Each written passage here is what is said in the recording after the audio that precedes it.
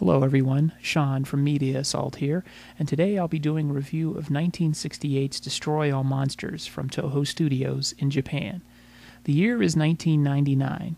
The United Nations Scientific Committee has built an exploratory base on the moon. Another base is located on Ogasawara Island in the Pacific near Japan.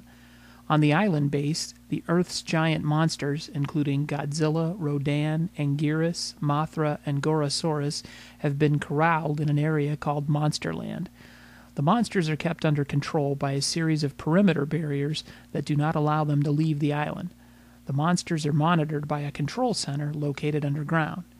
The island base comes under attack, and a cloud of gas overtakes both the crew of the control center and the monsters. When communication between the island and the moon is interrupted, the rocket ship Moonlight SY-3 is recalled from space to visit the island to check things out. The United Nations soon receives reports from across the globe that the giant monsters are attacking the major cities of the world. Rodan is destroying Moscow, Gorosaurus is knocking over the Arc de Triomphe in Paris, and Godzilla is blasting the United Nations building in New York. When the Moonlight astronauts arrive at the island base, they find that the crew is acting strangely. They're now working for some strange new bosses, the Kilax, a race of aliens who claim to be from a small planet located between Mars and Jupiter. The astronauts attempt to rescue some of the island crew, but succeed only in retrieving Dr. Otani. A gunfight breaks out between the Kilax-controlled crew and the astronauts. Dr. Otani is escorted off the island and taken back to Japan, where he promptly throws himself out of a window. During his autopsy, a small receiver is found implanted behind his ear. It is through this receiver that he was controlled by the Kilax. Soon larger receivers are discovered hidden around the world. These larger receivers are used by the Kilax to control the monsters. However, the source of the signal is still a mystery. While the monsters were attacking the major cities as a diversion, the Kilax established a base near Mount Fuji, but its exact location is unclear.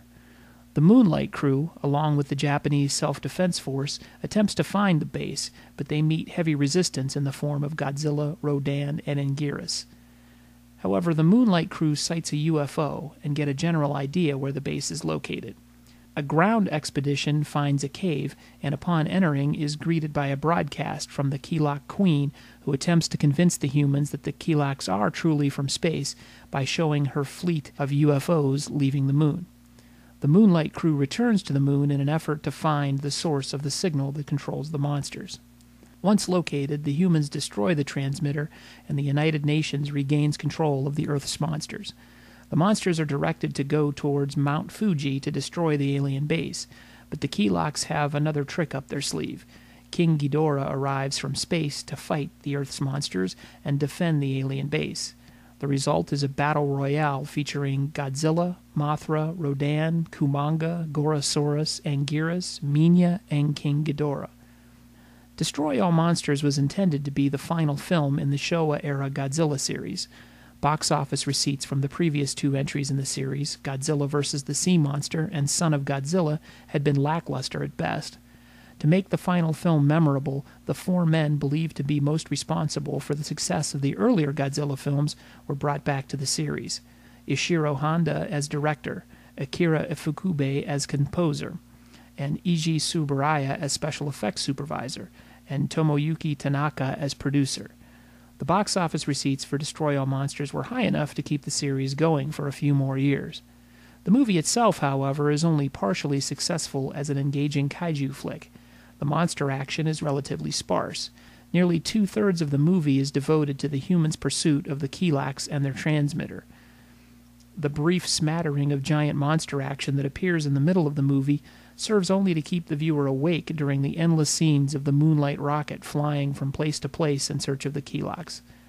The final battle between Godzilla and company and King Ghidorah is still impressive and makes up for the dead time in the middle of the movie. It's great fun to see so many of Toho's monster stable participating in the film. Unfortunately, due to the large number of monsters and the extremely human-centric plot, many of the supposedly featured monsters receive a tiny amount of screen time. Some, like Varan and Baragon, for example, are only seen in extremely small cameos rather than actually doing anything on screen. If you're an older kaiju fan, you'll probably have fond memories of this film from your childhood. I know I do. But after seeing Destroy All Monsters again as an adult, it's sad to see that what I remember so fondly makes up such a small amount of the actual film. Thanks for watching, and watch the Media Assault channel for more music, movie, and video game reviews coming soon. Thanks again.